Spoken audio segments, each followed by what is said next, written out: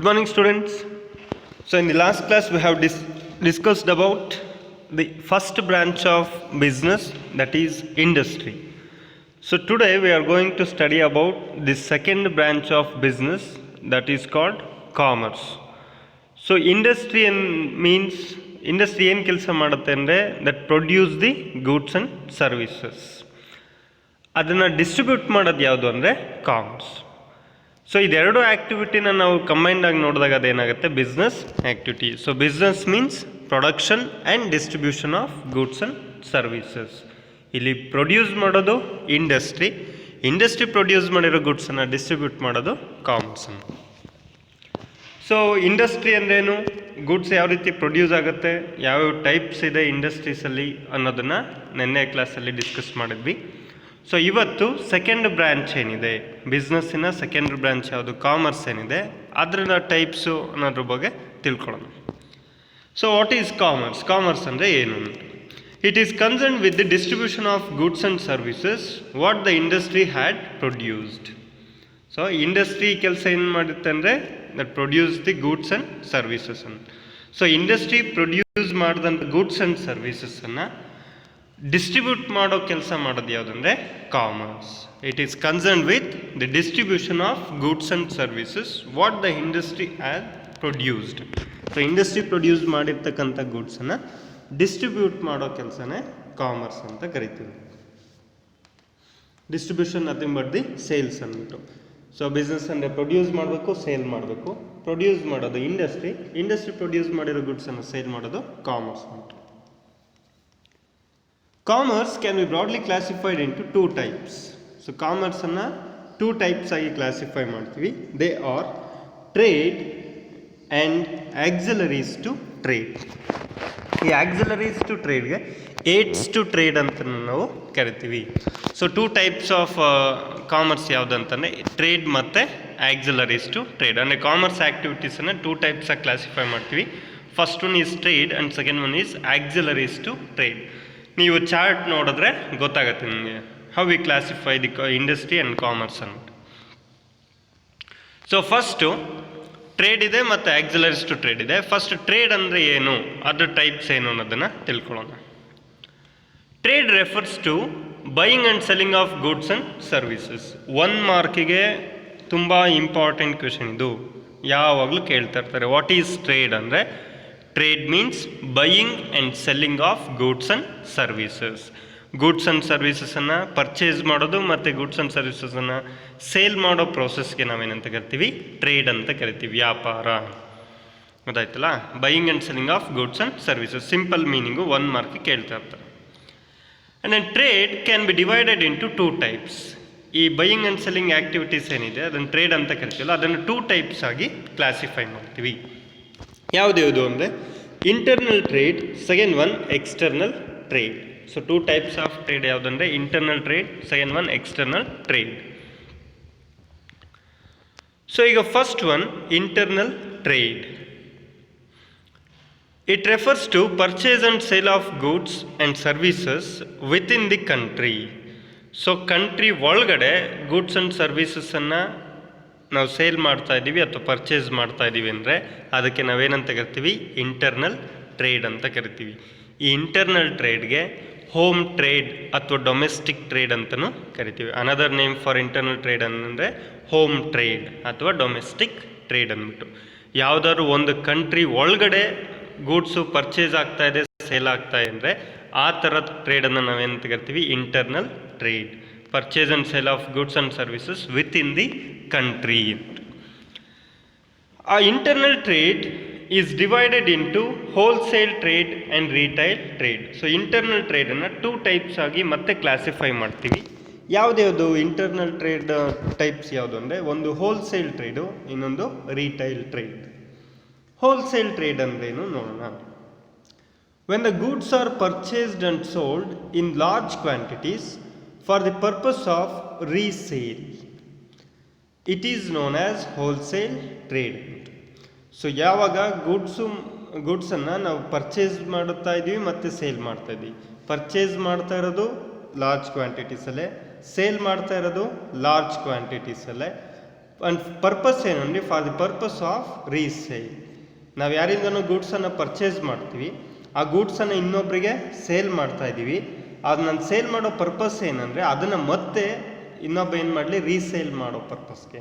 So resale ಮಾಡೋ ಪರ್ಪಸ್ಗೋಸ್ಕರ ಗೂಡ್ಸನ್ನು large ಕ್ವಾಂಟಿಟೀಸಲ್ಲಿ purchase ಮಾಡಿ large ಕ್ವಾಂಟಿಟೀಸಲ್ಲಿ sale ಮಾಡೋದಕ್ಕೆ ಏನಂತ ಕರಿತೀವಿ ನಾವು, ಹೋಲ್ಸೇಲ್ ಟ್ರೇಡ್ ಅಂತ ಕರಿತೀವಿ. ಅದೇ ರೀತಿ ರಿಟೇಲ್ ಟ್ರೇಡ್ ಅಂದರೆ when the goods are purchased and sold in comparatively smaller quantities for final consumption, it is referred to as retail trade. So ಯಾವಾಗ ಅದೇ ಗೂಡ್ಸ್ ಆ್ಯಂಡ್ ಸರ್ವಿಸಸನ್ನು ಪರ್ಚೇಸ್ ಮಾಡ್ತಾ ಇರೋದು ಸ್ಮಾಲ್ ಕ್ವಾಂಟಿಟೀಸಲ್ಲೇ, ಸೇಲ್ ಮಾಡ್ತಾ ಇರೋದು ಸ್ಮಾಲ್ ಕ್ವಾಂಟಿಟೀಸಲ್ಲೇ, ಬಟ್ ಪರ್ಪಸ್ ಏನು ಅಂದರೆ ರೀಸೇಲ್ ಪರ್ಪಸ್ ಅಲ್ಲ, ಫೈನಲ್ ಕನ್ಸಂಪ್ಷನ್. ಯಾಕೆ ಇಲ್ಲಿ ಕರಿತೀವಿ ಫೈನಲ್ ಕನ್ಸಂಪ್ಷನ್ ಅಂದರೆ ಹೋಲ್ಸೇಲರು ಯಾರಿಗೆ ಸೇಲ್ ಮಾಡ್ತಾನೆ ಅಂದರೆ ರೀಟೈಲರು ಆ ಗೂಡ್ಸನ್ನು ಯೂಸ್ ಮಾಡೋಣ ಮತ್ತೆ ಏನು ಮಾಡ್ತಾನೆ, ಸೇಲ್ ಮಾಡ್ತಾನೆ, ಅದಕ್ಕೆ ರೀಸೇಲ್ ಪರ್ಪಸ್ ಅಂತ ಕರಿತೀವಿ. ಆದರೆ ಒಬ್ಬ ರೀಟೈಲರು ಸೇಲ್ ಮಾಡೋದು ಯಾರಿಗೆ ಅಂದರೆ ಫೈನಲ್ ಕನ್ಸ್ಯೂಮರ್ಗೆ. ಒಬ್ಬ ಕನ್ಸ್ಯೂಮರ್ಗೆ ಅವ್ನು ಸೇಲ್ ಮಾಡಿದಾಗ ಕನ್ಸ್ಯೂಮರು ಗೂಡ್ಸನ್ನು ಮತ್ತೆ ಸೇಲ್ ಮಾಡಲ್ಲ, ಅದ್ರ ಬದಲಿಗೆ ಏನು ಮಾಡ್ತಾನೆ, ಕನ್ಸ್ಯೂಮ್ ಮಾಡ್ತಾನೆ, ದಟ್ ಮೀನ್ಸ್ ಯೂಸ್ ಮಾಡ್ತಾನೆ. ಅದಕ್ಕೋಸ್ಕರ ಹೋಲ್ಸೇಲಲ್ಲಿ ಏನು ಅಂದರೆ purpose for the purpose of resale, retail ಟ್ರೇಡಲ್ಲಿ for the purpose of final consumption. ಅದಾಯ್ತಲ್ಲ, ಸಿಂಪಲ್ ಡಿಫ್ರೆನ್ಸ್. ಇದ್ರ ಬಗ್ಗೆ ನೀವು ಮತ್ತೆ ತಿಳ್ಕೊತೀರಿ, ಸಪ್ರೇಟ್ ಚಾಪ್ಟರ್ಸ್ ಇದ್ದಾವೆ. ಇಂಟರ್ನಲ್ ಟ್ರೇಡ್ ಅನ್ನೋದೇ ಒಂದು ಸಪ್ರೇಟ್ ಚಾಪ್ಟರ್ ಇದೆ. ಇಂಟರ್ನ್ಯಾಷನಲ್ ಬಿಸ್ನೆಸ್ ಎಕ್ಸ್ಟರ್ನಲ್ ಟ್ರೇಡ್ ಬಗ್ಗೆನೇ 2 ಚಾಪ್ಟರ್ ಇದ್ದಾವೆ. ಸೊ ಅಲ್ಲಿ ಇನ್ ಡೀಟೇಲಾಗಿ ತಿಳ್ಕೊತೀರಿ. ಇಲ್ಲಿ ಜಸ್ಟ್ ಸಿಂಪಲಾಗಿ ತಿಳ್ಕೊಬೇಕಾರೋದೇನೆಂದರೆ ಹೋಲ್ಸೇಲ್ ಟ್ರೇಡ್ ಅಂದರೆ buying and selling of goods and services in large quantities. Large ಕ್ವಾಂಟಿಟೀಸಲ್ಲಿ ಅಥವಾ ಬಲ್ಕಲ್ಲಿ ಗೂಡ್ಸು ಪರ್ಚೇಸ್ ಆಗ್ತಾ ಇದೆ, ಸೇಲ್ ಆಗ್ತಾ ಇದೆ ಅಂದರೆ ಹೋಲ್ಸೇಲ್ ಟ್ರೇಡ್. ಸ್ಮಾಲರ್ ಕ್ವಾಂಟಿಟೀಸಲ್ಲಿ ಗೂಡ್ಸು ಪರ್ಚೇಸ್ ಆಗ್ತಾ ಇದೆ, ಸೇಲ್ ಆಗ್ತಾ ಇದೆ ಅಂದರೆ ರಿಟೇಲ್ ಟ್ರೇಡ್. ಗೊತ್ತಾಯ್ತಲ್ಲ, ಟ್ರೇಡ್ ಅಂದರೆ ಗೊತ್ತಿದೆ, buying and selling of goods and services. ಅದೇ buying and selling activities large ಕ್ವಾಂಟಿಟಿನಲ್ಲಿದ್ದರೆ ಹೋಲ್ಸೇಲ್ ಟ್ರೇಡು, ಸ್ಮಾಲ್ ಕ್ವಾಂಟಿಟೀಸಲ್ಲಿದ್ದರೆ ರಿಟೇಲ್ ಟ್ರೇಡ್. ಗೊತ್ತಾಯ್ತಲ್ಲ, ಇದಿಷ್ಟು ಇಂಟರ್ನಲ್ ಟ್ರೇಡ್. ಸೊ ಇವಾಗ ಎಕ್ಸ್ಟರ್ನಲ್ ಟ್ರೇಡ್ ಬಗ್ಗೆ ತಿಳ್ಕೊಳ್ಳೋಣ. ಇಂಟರ್ನಲ್ ಟ್ರೇಡ್ ಅಂದರೆ ಗೊತ್ತಿಲ್ಲ, ವಿತ್ ಇನ್ ದಿ ಕಂಟ್ರಿ ಆಗ್ತಕ್ಕಂಥ trade, buying and selling of goods and services within the country ಒಳಗಡೆ ಪರ್ಚೇಸ್ ಆಗ್ತಾ ಇದೆ, ಸೇಲ್ ಆಗ್ತಾ ಇದೆ ಅಂದರೆ ಇಂಟರ್ನಲ್ ಟ್ರೇಡ್. ಇಂಟರ್ನಲ್ ಟ್ರೇಡಲ್ಲಿ 2 types ಯಾವುದಂದರೆ wholesale trade, retail trade. So ಈಗ ಎಕ್ಸ್ಟರ್ನಲ್ ಟ್ರೇಡಿಗೆ ಬರೋಣ. It refers to the trade between 2 countries. So external trade refers to trade between 2 countries.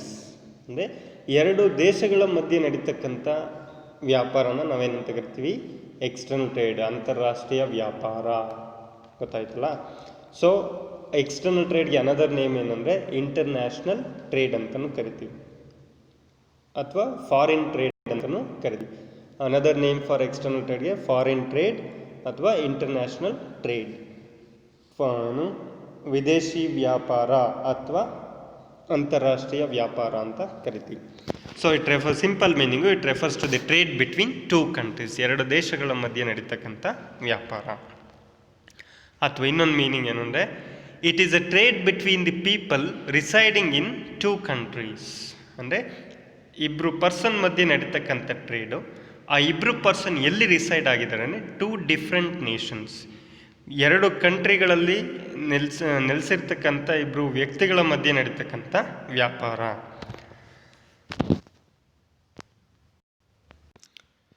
So ಇಲ್ಲಿ ಪರ್ಚೇಸ್ ಮಾಡ್ತಾ ಇರೋನೊಬ್ಬ ಪರ್ಸನು, ಸೇಲ್ ಮಾಡ್ತಾ ಇರೋನೊಬ್ಬ ಪರ್ಸನು, ಬಟ್ ಆ ಇಬ್ಬರು persons ಬೇರೆ ಬೇರೆ ದೇಶದಲ್ಲಿ ಇರ್ತಕ್ಕಂಥದ್ದು. ಅದಕ್ಕೇನಂತ ಕರೆಯೋದು the trade between the people residing in 2 countries. ಅಥವಾ ಸಿಂಪಲಾಗಿ ಹೇಳ್ಬೇಕಂದ್ರೆ it's a trade between 2 countries, 2 ಕಂಟ್ರಿಗಳ ಮಧ್ಯೆ ನಡೀತಕ್ಕಂಥ ವ್ಯಾಪಾರ.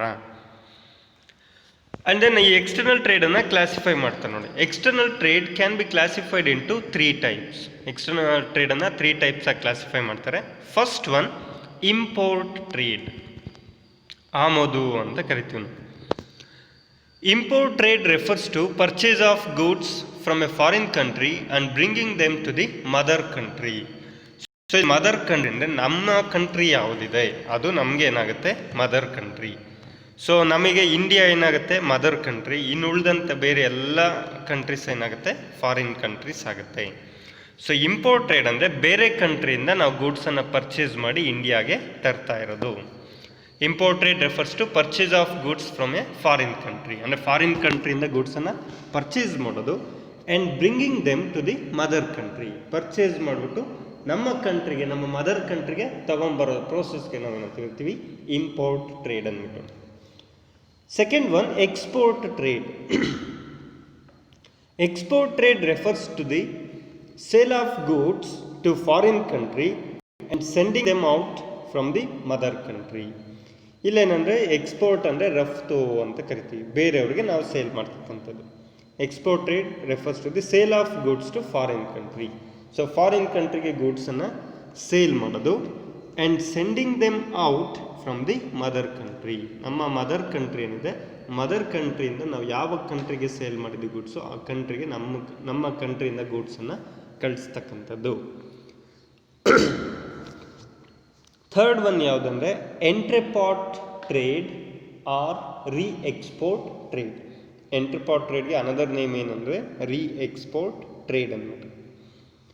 ರೀ export trade refers to import of goods from one country.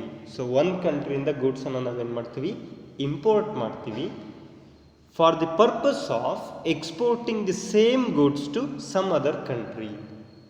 So ಯಾವೊಂದು ಕಂಟ್ರಿಯಿಂದ ಗೂಡ್ಸನ್ನು ಇಂಪೋರ್ಟ್ ಮಾಡ್ತೀವಿ ಅದನ್ನು ನಾವು ಯೂಸ್ ಮಾಡಲ್ಲ, ಬೇರೆ ಕಂಟ್ರಿಗೆ ಅದೇ ಗೂಡ್ಸನ್ನು ಏನು ಮಾಡ್ತೀವಿ, ಎಕ್ಸ್ಪೋರ್ಟ್ ಮಾಡ್ತೀವಿ ಅದಲ್ಲ. ಆ ಟ್ರೇಡ್ಗೆ ನಾವೇನಂತ ಕರಿತೀವಿ, ರೀ ಎಕ್ಸ್ಪೋರ್ಟ್ ಟ್ರೇಡ್ ಅಂತ ಕರಿತೀವಿ.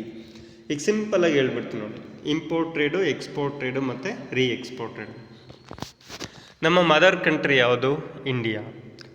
ಅಮೇರಿಕಾಯಿಂದ ಗೂಡ್ಸನ್ನು ನಾವು ಪರ್ಚೇಸ್ ಮಾಡಿ ಇಂಡಿಯಾಗೆ ತರ್ತಾ ಇದ್ದೀವಿ ಅಂದರೆ ಇಂಪೋರ್ಟ್ ಟ್ರೇಡ್. ಫಾರಿನ್ ಕಂಟ್ರಿಯಿಂದ ಗೂಡ್ಸನ್ನು ಪರ್ಚೇಸ್ ಮಾಡಿ ಇಂಡಿಯಾಗೆ ತರೋದು, ದಟ್ ಈಸ್ ಇಂಪೋರ್ಟ್ ಟ್ರೇಡ್. ಇಂಡಿಯಾಯಿಂದ ಅಮೇರಿಕಾಗೆ ಗೂಡ್ಸನ್ನು ಸೇಲ್ ಮಾಡಿದ್ದೀವಿ ನಾವು ಅಂತ ಅಂದರೆ ಎಕ್ಸ್ಪೋರ್ಟ್ ಟ್ರೇಡ್. ಸೊ ನಮ್ಮ ಕಂಟ್ರಿಯಿಂದ ಬೇರೆ ಕಂಟ್ರಿಗೆ ನಾವು ಗೂಡ್ಸನ್ನು ಏನು ಮಾಡಿದ್ದೀವಿ, ಸೇಲ್ ಮಾಡಿದ್ವಿ, that is called export trade. ರೀ ಎಕ್ಸ್ಪೋರ್ಟ್ ಟ್ರೇಡ್ ಅಂದರೆ ಒಂದು ಕಂಟ್ರಿಯಿಂದ ಗೂಡ್ಸನ್ನು ಪರ್ಚೇಸ್ ಮಾಡಿ ಅದನ್ನು ನಾವು ಯೂಸ್ ಮಾಡದೆ ಅದೇ ಗೂಡ್ಸನ್ನು ಬೇರೆ ಕಂಟ್ರಿಗೆ ಎಕ್ಸ್ಪೋರ್ಟ್ ಮಾಡ್ತಕ್ಕಂಥದ್ದು. ಈಗ ಫಾರ್ ಎಕ್ಸಾಂಪಲ್ ಸಿಂಗಪೂರ್ ಅಂತ ತಿಳ್ಕೊಳ್ಳೋಣ.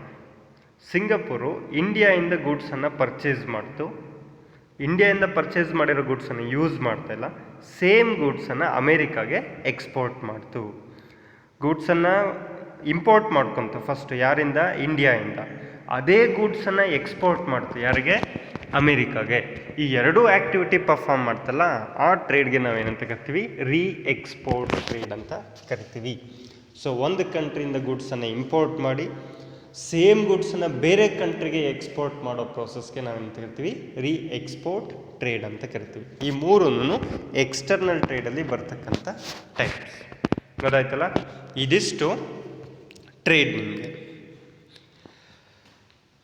ಟ್ರೇಡ್ ಜಸ್ಟ್ ಒಂದು ಗ್ಲಾನ್ಸ್ ಕೊಟ್ಬಿಡ್ತೀನಿ ನೋಡಿ. ಟ್ರೇಡ್ ಅಂದರೆ buying and selling of goods and services ಅಂದ್ಬಿಟ್ಟು ವಿತಿನ್ ದಿ ಕಂಟ್ರಿ ಆಗ್ತಾಯಿದೆ. ಇದೇ buying and selling activities within the country ಆಗ್ತಾ ಇದೆ ಅಂದರೆ internal trade. Beyond the country, ಎರಡು ಕಂಟ್ರಿಗಳ ಮಧ್ಯೆ ನಡೀತಾ ಇದೆ ಅಂದರೆ ಎಕ್ಸ್ಟರ್ನಲ್ ಟ್ರೇಡ್ ಅಂತ ಕರಿತೀವಿ. ಇಂಟರ್ನಲ್ ಟ್ರೇಡಲ್ಲಿ two types, wholesale trade, retail trade. Buying and selling of goods and services in large quantities ಅಂದರೆ wholesale trade. Buying and selling of goods and services in small quantities ಅಂದರೆ retail trade. ಇದಿಷ್ಟು internal trade. External trade ಅಂದರೆ between two countries, trade between two countries, ಎರಡು ಕಂಟ್ರಿಗಳ ಮಧ್ಯೆ ನಡೀತಕ್ಕಂಥ ಟ್ರೇಡ್ಗೆ ನಾವೇನಂತ ಕರಿತೀವಿ, ಎಕ್ಸ್ಟರ್ನಲ್ ಟ್ರೇಡ್. ಎಕ್ಸ್ಟರ್ನಲ್ ಟ್ರೇಡಲ್ಲಿ ತ್ರೀ ಟೈಪ್ಸ್. ಒಂದು ಇಂಪೋರ್ಟ್ ಟ್ರೇಡ್, ಎಕ್ಸ್ಪೋರ್ಟ್ ಟ್ರೇಡ್, ರೀ ಎಕ್ಸ್ಪೋರ್ಟ್ ಟ್ರೇಡ್. ಇಂಪೋರ್ಟ್ ಟ್ರೇಡ್ ಅಂದರೆ ಫಾರಿನ್ ಕಂಟ್ರೀಸಿಂದ ಗೂಡ್ಸನ್ನು ಪರ್ಚೇಸ್ ಮಾಡೋದು. ಎಕ್ಸ್ಪೋರ್ಟ್ ಟ್ರೇಡ್ ಅಂದರೆ ಫಾರಿನ್ ಕಂಟ್ರೀಸ್ಗೆ ಗೂಡ್ಸನ್ನು ಸೇಲ್ ಮಾಡ್ತಕ್ಕಂಥದ್ದು.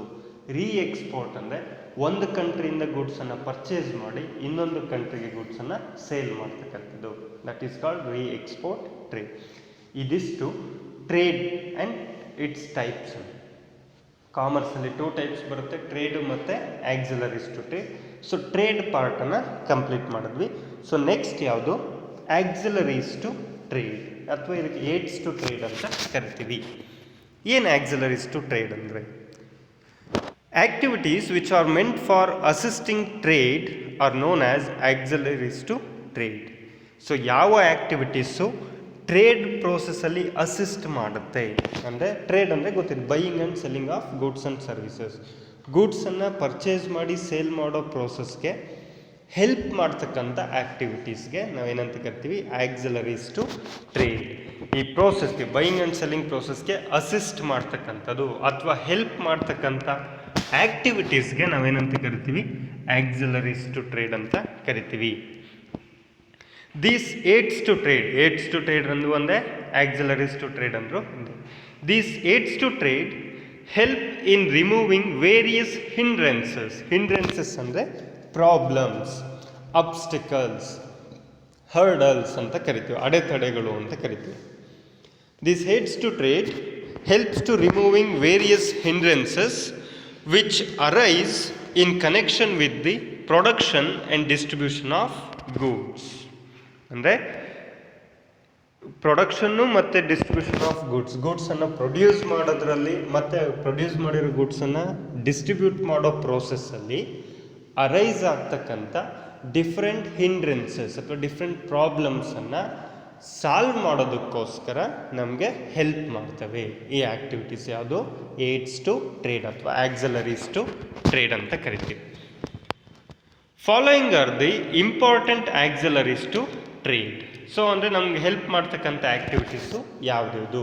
ಪ್ರೊಡಕ್ಷನಲ್ಲಿ ಮತ್ತು ಡಿಸ್ಟ್ರಿಬ್ಯೂಷನ್, ಗೂಡ್ಸನ್ನು ಪ್ರೊಡ್ಯೂಸ್ ಮಾಡಿ ಡಿಸ್ಟ್ರಿಬ್ಯೂಟ್ ಮಾಡೋ ಪ್ರೋಸೆಸ್ಸಲ್ಲಿ ಬರ್ತಕ್ಕಂಥ ಪ್ರಾಬ್ಲಮ್ಸನ್ನು ಸಾಲ್ವ್ ಮಾಡೋದಕ್ಕೆ ನಮಗೆ ಹೆಲ್ಪ್ ಮಾಡ್ತಕ್ಕಂಥ ಆ್ಯಕ್ಟಿವಿಟೀಸ್ಗೆ ನಾವೇನಂತ ಕರಿತೀವಿ, ಆಕ್ಸಿಲರೀಸ್ ಟು ಟ್ರೇಡ್ ಅಂತ ಕರಿತೀವಿ. ಯಾವ್ಯಾವ ಆ್ಯಕ್ಟಿವಿಟೀಸು ನಮಗೆ ಹೆಲ್ಪ್ ಮಾಡುತ್ತೆ ಪ್ರೊಡಕ್ಷನ್ನು ಮತ್ತು ಡಿಸ್ಟ್ರಿಬ್ಯೂಷನ್ ಪ್ರೋಸೆಸ್ಸಲ್ಲಿ ಅನ್ನೋದನ್ನು ನೋಡೋಣ. First one, transportation. ಸೊ ಇದು ನಿಮಗೆ 4 ಮಾರ್ಕ್ಸ್ಗೆ ಸಮ್ಟೈಮ್ಸ್ ಕೇಳ್ತಾ ಇರ್ತಾರೆ, explain the auxiliaries to trade ಅಂದ್ಬಿಟ್ಟು, ಅಥವಾ explain any 4 auxiliaries to trade ಅಂದ್ಬಿಟ್ಟು. ಸೊ ಅವಾಗ ನೀವು ಆನ್ಸರನ್ನು ಬರೀಬೇಕಾದ್ರೆ ಫಸ್ಟ್ ಒನ್ ಯಾವುದು? Transportation. Transportation generally facilitates movement of raw materials to the place of production and finished goods to the place of consumption. So transportation ಏನು ಅಂತಂದರೆ, for example goods ನಮಗೆ ಬೇಕಾದಂಥ ರಾ ಮೆಟೀರಿಯಲ್ಸು, ನಾವು ಈಗ ಈ ಪ್ಲೇಸಲ್ಲಿ ನಾವು ಗೂಡ್ಸನ್ನು ಪ್ರೊಡ್ಯೂಸ್ ಮಾಡ್ತಾ ಇದ್ದೀವಿ ಅಂದರೆ ನಮಗೆ ಬೇಕಾಗಿರೋ ರಾ ಮೆಟೀರಿಯಲ್ಸ್ ಎಲ್ಲ ಇಲ್ಲೇ ಸಿಗಲ್ಲ. ನಮಗೆ ಬೇಕಾಗಿರೋ ರಾ ಮೆಟೀರಿಯಲ್ಸು ಬೇರೆ ಎಲ್ಲೋ ಸಿಚುಯೇಟ್ ಆಗುತ್ತೆ. ಅದನ್ನು ನಾವು ಇಲ್ಲಿಗೆ ತಂದುಬಿಟ್ಟು ಗೂಡ್ಸನ್ನು ಏನು ಮಾಡ್ತೀವಿ, ಪ್ರೊಡ್ಯೂಸ್ ಮಾಡ್ತೀವಿ. ಸೊ ಎಲ್ಲೋ ಇರ್ತಕ್ಕಂಥ ರಾ ಮೆಟೀರಿಯಲ್ಸನ್ನ ಇಲ್ಲಿಗೆ ತರಬೇಕು ಅಂದರೆ ಅಲ್ಲೊಂದು ಪ್ರಾಬ್ಲಮ್ ಅರೈಸ್ ಆಗುತ್ತೆ, ಹೇಗೆ ತರೋದು ಅಂದ್ಬಿಟ್ಟು. ಹೇಗೆ ತರೋದು ಅನ್ನೋ ಪ್ರಾಬ್ಲಮನ್ನು ಸಾಲ್ವ್ ಮಾಡಿದ್ದು ಯಾವುದು ಅಂದರೆ ಟ್ರಾನ್ಸ್ಪೋರ್ಟೇಷನ್. ಥ್ರೂ ಟ್ರಾನ್ಸ್ಪೋರ್ಟೇಷನ್ನು ನಾವು ರಾ ಮೆಟೀರಿಯಲನ್ನು ಏನು ಮಾಡ್ಬೋದು, ಎಲ್ಲಿ ಸಿಗುತ್ತೆ ರಾ ಮೆಟೀರಿಯಲ್ಲು ಅಲ್ಲಿಂದ ನಮ್ಮ ಪ್ರೊಡಕ್ಷನ್ ಪ್ಲೇಸ್ ಏನಿದೆ, ಗೂಡ್ಸನ್ನು ಎಲ್ಲಿ ಪ್ರೊಡ್ಯೂಸ್ ಮಾಡ್ತೀವಿ ಆ ಫ್ಯಾಕ್ಟ್ರಿ ಹತ್ರಕ್ಕೆ ನಾವು ಏನು ಮಾಡ್ಬೋದು, ರಾ ಮೆಟೀರಿಯಲನ್ನು ತರೋದಕ್ಕೆ ನಮ್ಗೆ ಹೆಲ್ಪ್ ಮಾಡೋದು ಯಾವುದು? ಟ್ರಾನ್ಸ್ಪೋರ್ಟೇಷನ್. ಬರೀ ರಾ ಮೆಟೀರಿಯಲ್ ತರೋದಕ್ಕಷ್ಟೇ ಅಲ್ಲ, and finished goods to the place of consumption. ನಾವಿಲ್ಲಿ ಗೂಡ್ಸನ್ನು ಪ್ರೊಡ್ಯೂಸ್ ಮಾಡ್ತೀವಿ, ಆದರೆ ಪ್ರೊಡ್ಯೂಸ್ ಮಾಡಿರೋ ಜಾಗದಲ್ಲೇ ಗೂಡ್ಸನ್ನು ಯೂಸ್ ಮಾಡಲ್ಲ. ನಾವಿಲ್ಲಿ ಗೂಡ್ಸ್ ಪ್ರೊಡ್ಯೂಸ್ ಮಾಡಿದ್ರೆ ಆ ಗೂಡ್ಸನ್ನು ಯೂಸ್ ಮಾಡೋರು ಥ್ರೂ ಔಟ್ ದಿ ಕಂಟ್ರಿ ಇರ್ತಾರೆ. ಸೊ ಅಲ್ಲಿಗೆಲ್ಲ ನಾವೇನು ಮಾಡಬೇಕಾಗತ್ತೆ, ಎಲ್ಲೆಲ್ಲಿ ಗೂಡ್ಸ್ ನಮ್ಮ ಗೂಡ್ಸ್ ಯೂಸ್ ಆಗುತ್ತೆ ಅಲ್ಲಿಗೆಲ್ಲ ನಾವು ನಮ್ಮ ಗೂಡ್ಸನ್ನು ನಾವು ಸಪ್ಲೈ ಮಾಡೋಕ್ಕಾಗುತ್ತೆ. ಆ ಸಪ್ಲೈ ಮಾಡೋದಕ್ಕೆ ನಮ್ಗೆ ಹೆಲ್ಪ್ ಮಾಡೋದು ಯಾವುದಂದರೆ ಟ್ರಾನ್ಸ್ಪೋರ್ಟೇಷನ್. ಅಂದರೆ ಪ್ರೊಡಕ್ಷನ್ ಪ್ಲೇಸ್ಗೆ ರಾ ಮೆಟೀರಿಯಲನ್ನು ಸಪ್ಲೈ ಮಾಡೋದಕ್ಕೆ, ಕನ್ಸಂಪ್ಷನ್ ಪ್ಲೇಸ್ಗೆ ಫಿನಿಶ್ಡ್ ಪ್ರಾಡಕ್ಟ್ಸನ್ನು ಸಪ್ಲೈ ಮಾಡೋದಕ್ಕೆ ನಮಗೆ ಹೆಲ್ಪ್ ಮಾಡ್ತಕ್ಕಂಥದ್ದು ಯಾವುದು? ಟ್ರಾನ್ಸ್ಪೋರ್ಟೇಷನ್. ಸೆಕೆಂಡ್ ಒನ್ ಯಾವುದು? Banking. Banking helps business. So banking helps business activities to overcome the problem of finance. Commercial banks provide financial assistance to the business. So ನೀವು ಯಾವುದೇ ಬಿಸ್ನೆಸ್ಸನ್ನು start ಮಾಡಬೇಕಂದ್ರೆ ನಮಗೇನು ಬೇಕು? ಫೈನಾನ್ಸ್ ಬೇಕು, ಕ್ಯಾಪಿಟಲ್ ಬೇಕು. ಪ್ರತಿಯೊಬ್ಬರೂ ಎಲ್ಲರೂ ಬಿಸ್ನೆಸ್ ಸ್ಟಾರ್ಟ್ ಮಾಡೋರು ಎಲ್ಲರಿಗೂ ಅವ್ರ ಹತ್ರನೇ ಕ್ಯಾಪಿಟಲ್ ಇರುತ್ತೆ ಅಂತ ಹೇಳೋಕ್ಕಾಗಲ್ಲ. ಆದರೆ ನಮ್ಮ ಹತ್ರ ಒಳ್ಳೆ ಐಡಿಯಾ ಇದೆ ಬಿಸ್ನೆಸ್ ಮಾಡೋದಕ್ಕೆ, ಬಟ್ ನಮ್ಮ ಹತ್ರ ಫೈನಾನ್ಸ್ ಇಲ್ಲ. ಫೈನಾನ್ಸ್ ಇಲ್ಲ ಅನ್ನೋ ಒಂದೇ ಉದ್ದೇಶಕ್ಕೋಸ್ಕರ ನಾವು ಬಿಸ್ನೆಸ್ಸನ್ನು ಮಾಡದೇ ಇರೋದಕ್ಕೂ ಸಾಧ್ಯ ಇಲ್ಲ. ಆದರೆ ನನ್ನ ಹತ್ರ ಇಲ್ಲದೇ ಇರೋ ಫೈನಾನ್ಸ್ ಇಲ್ಲದೇ ಇದ್ದರೂ ಕೂಡ ನಾನು ಬಿಸ್ನೆಸ್ಸನ್ನು ಸ್ಟಾರ್ಟ್ ಮಾಡಬೇಕು. ನಾನು ಬಿಸ್ನೆಸ್ಸನ್ನು ಸ್ಟಾರ್ಟ್ ಮಾಡೋದಕ್ಕೆ ಮತ್ತು ನನ್ನ ಬಿಸ್ನೆಸ್ಸನ್ನು ರನ್ ಮಾಡೋದಕ್ಕೆ ಇಲ್ಲಿ ಪ್ರಾಬ್ಲಮ್ ಇರೋದೇನೆಂದರೆ ಫೈನಾನ್ಸ್ ಪ್ರಾಬ್ಲಮ್ ಇದೆ. ಆ ಫೈನಾನ್ಷಿಯಲ್ ಪ್ರಾಬ್ಲಮನ್ನು ಸಾಲ್ವ್ ಮಾಡೋದು ನಮ್ಗೆ ಯಾವುದು ಅಂದರೆ ಬ್ಯಾಂಕಿಂಗ್.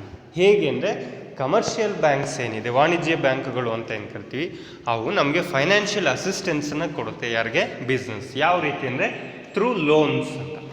ಲೋನ್ಸ್ ಮುಖಾಂತರ ನಮಗೆ ಫೈನಾನ್ಸನ್ನು ಪ್ರೊವೈಡ್ ಮಾಡೋದ್ರಿಂದ ಸೊ ಆ ಫೈನಾನ್ಸನ್ನು ನಾವು ಯುಟಿಲೈಸ್ ಮಾಡಿಕೊಂಡು ನಾವು ಬಿಸ್ನೆಸ್ಸನ್ನು ಸ್ಟಾರ್ಟ್ ಮಾಡಬಹುದು. Third one, insurance. It provides protection to business against various risk such as fire, theft etcetera. ನಾನು ನಿಮ್ಗೆ ಹೇಳಿದೆ ಬಿಸ್ನೆಸ್ಸಲ್ಲಿ ರಿಸ್ಕ್ ಇರುತ್ತೆ. ನೆಕ್ಸ್ಟ್ ಕ್ಲಾಸಲ್ಲಿ ಅದು ಮಾಡ್ತೀವಿ. ಬಿಸ್ನೆಸ್ ರಿಸ್ಕ್ ಅಂದರೆ ಏನು ಅಂತ. ರಿಸ್ಕ್ ಅಂದರೆ ಪಾಸಿಬಿಲಿಟಿ ಆಫ್ ಲಾಸ್. ಬಿಸ್ನೆಸ್ಸಲ್ಲಿ ಲಾಸ್ ಆಗೋ ಚಾನ್ಸಸ್ ಹೇಗಿರುತ್ತೆ, ಯಾಕೆ ಲಾಸ್ ಆಗುತ್ತೆ ಅಂದರೆ, ಫಾರ್ ಎಕ್ಸಾಂಪಲ್ ಹೇಳ್ತಾ ಇರೋದವರು ಫೈರ್. ನಾವೆಲ್ಲ ಗೂಡ್ಸನ್ನು ಪ್ರೊಡ್ಯೂಸ್ ಮಾಡಿದ್ದೀವಿ, ಎಲ್ಲೋ ಒಂದು ಕಡೆ ಸ್ಟೋರ್ ಮಾಡಿದ್ದೀವಿ. ಸೊ ಅಲ್ಲೇನೋ ಒಂದು ಫೈರ್ ಇನ್ಸಿಡೆಂಟ್ ಆಗೋಯ್ತು ಅಂದ್ಕೊಳ್ಳಿ.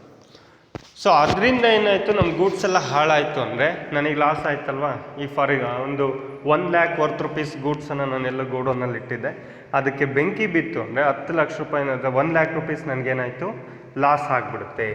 ಆ ಲಾಸನ್ನು ದಟ್ ಮೀನ್ಸ್ ರೆಡ್ಯೂಸ್ ಮಾಡೋದಕ್ಕೆ ಅಥವಾ ಆ ಲಾಸಿಂದ ನನ್ನನ್ನು ಪ್ರೊಟೆಕ್ಟ್ ಮಾಡೋದಕ್ಕೆ ನಮ್ಗೆ ಹೆಲ್ಪ್ ಮಾಡೋದು ಯಾವುದಂದರೆ ಇನ್ಶೂರೆನ್ಸ್.